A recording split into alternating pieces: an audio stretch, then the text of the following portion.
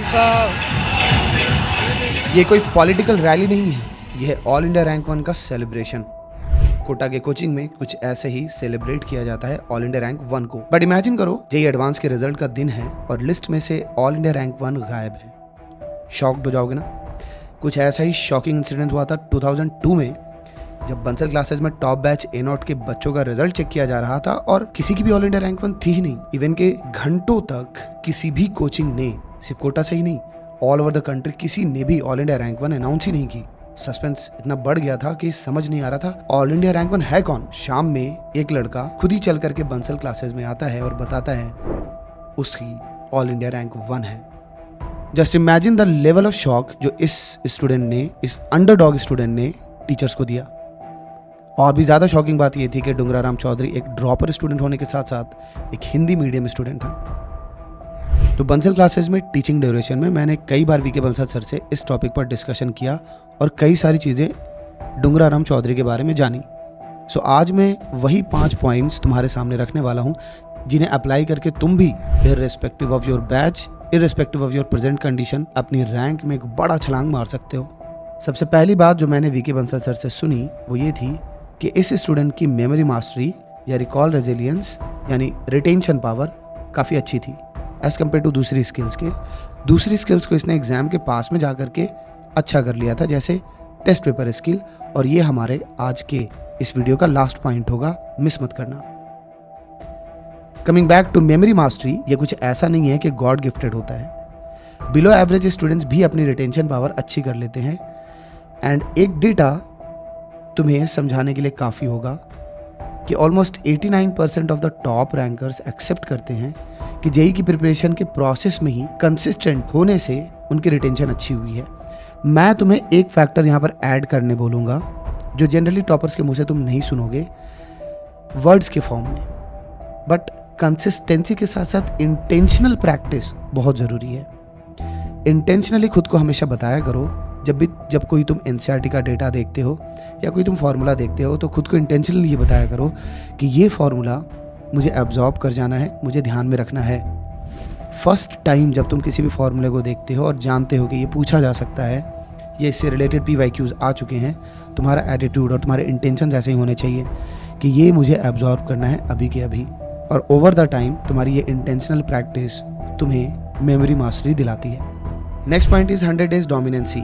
Last के 3 month किसी भी स्टूडेंट के लिए बहुत इंपॉर्टेंट होते हैं, लेकिन टॉपर्स इन 3 महीनों में अपनी एनर्जी को नेक्स्ट लेवल पर रखते हैं। वैसे तो वो साल भर से, 2 साल से, 3 साल से डेडिकेटेडली पढ़ रहे होते हैं, बट इस समय पर आकर के उनका अपना कंसंट्रेशन, फोकस और जो भी प्रोसेस में उनका जो इमर्जन होता है वो नेक्स्ट लेवल पर होता है। हर तरह के गलतियों का ध्यान रखना, टेस्ट के डिस्कशन और लर्निंग, इन सारी चीज़ों को एक्सट्रैक्ट करना, एब्जॉर्ब करना, रूटीन को प्रॉपरली फॉलो करना, ये सारी चीज़ें टॉपर्स लास्ट के 3 महीने में करते हैं। और वीके बंसल सर ने ये बताया था कि डुंगराराम चौधरी ने लास्ट के 3-4 महीनों में पागलों जैसे काम किया था।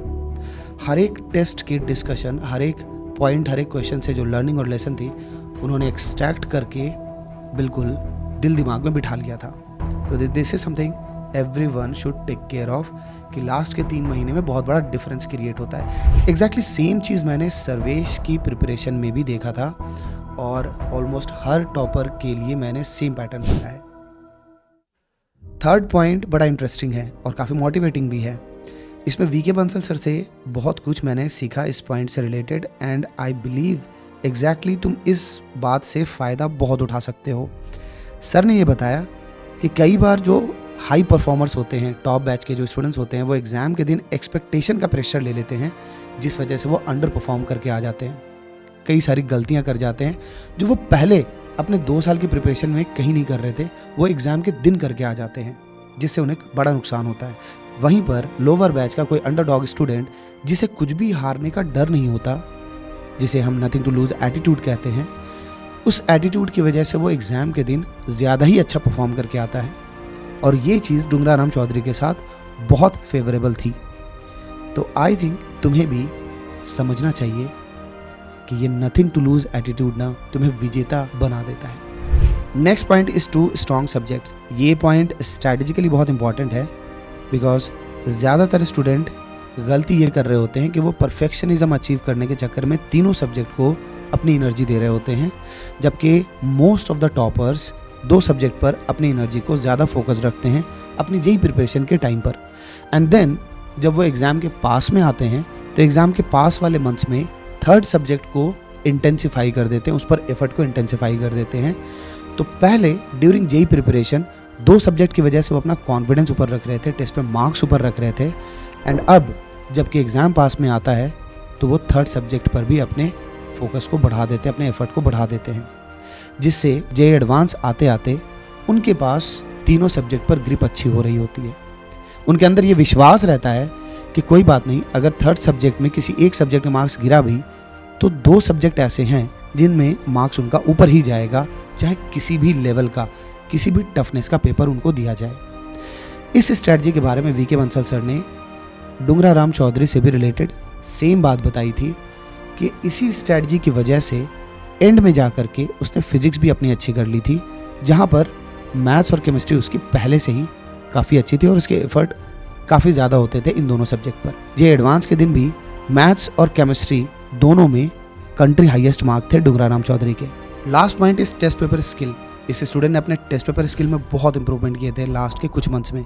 सवाल है कि आप कैसे कर सकते हो। आपको समझना पड़ेगा कई सारे कंपोनेंट्स हैं टेस्ट पेपर स्किल के। नंबर 1, आपको पीयर प्रेशर में एग्जाम के दिन अच्छा परफॉर्म करना है। वो तब पॉसिबल हो पाएगा जब आप अपने कंपोजर को सही रख पाओगे। वो तब हो पाएगा जब आप समझोगे कि आपके अंदर नथिंग टू लूज एटीट्यूड आ चुका है। ये कब आएगा? ये तभी आएगा जब आपको आउटपुट या आउटकम से ज़्यादा प्रोसेस से प्यार होगा। जेई प्रिपरेशन में जो जेई प्रिपरेशन का प्रोसेस है उससे प्यार कीजिए। ये समझिए कि इस पूरे प्रोसेस में आप एक सोचने वाले इंसान, एक अच्छी सोच वाले इंसान बन रहे हैं।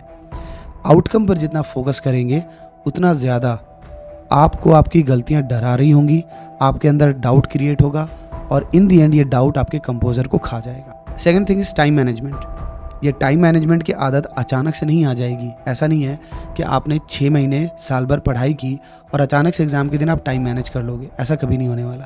दैट इज़ वाई के students do give mock test, but mock test देने से कहीं ज़्यादा इम्पॉर्टेंट है कि एनी टाइम जब भी तुम प्रैक्टिस करते हो तुम अपने आप को कंपेल करो कि तुम वो इंसान हो जो कि टाइम बाउंडेड प्रैक्टिस करता है, क्योंकि एग्ज़ाम के दिन टाइम मैनेज करना सबसे बड़े डिफ़िकल्ट टास्क में से एक होगा।